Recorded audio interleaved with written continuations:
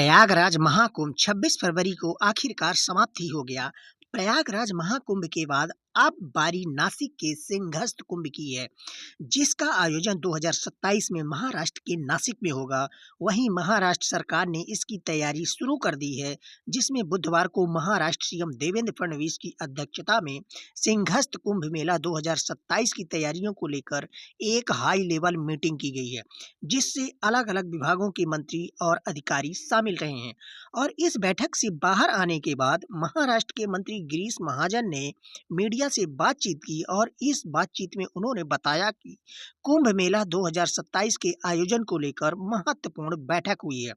मंत्री गिरीश महाजन ने बताया है कि प्रयागराज महाकुंभ से सबक लेते हुए हमने नासिक कुंभ की योजना बनाना शुरू कर दिया है। बैठक में सभी विभागों के वरिष्ठ अधिकारी मौजूद थे।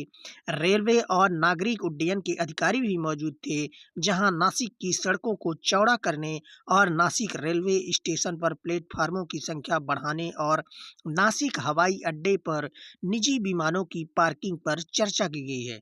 मंत्री ने आगे बताया कि नासिक रिंग रोड परियोजना के लिए काम शुरू किया गया है, जहां प्रयागराज में हमारे 25 अधिकारी मौजूद थे, जिन्होंने हमारे साथ अपने अनुभव साझा किए हैं। पर्याप्त बजट आवंटित किया जाएगा और हमें उम्मीद है कि नासिक कुंभ में लगभग 15 करोड़ लोग मौजूद रहेंगे।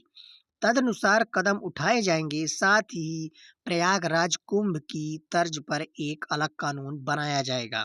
नासिक में होने वाले सिंहस्थ कुंभ मेला 2027 को लेकर आयोजित बैठक में महाराष्ट्र के डिप्टी सीएम एकनाथ शिंदे मौजूद नहीं थे।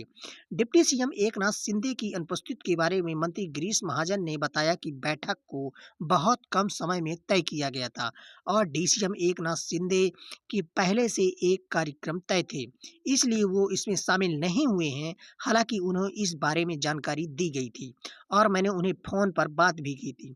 मंत्री गिरीश महाजन ने आगे बताया कि मुझे नासिक कुंभ मेला मंत्री बनाया गया है, जिसमें मुझ पर और नासिक के पालक मंत्री का अतिरिक्त पद मिलने से मुझे कई काम आसानी से करने में मदद मिलेगी।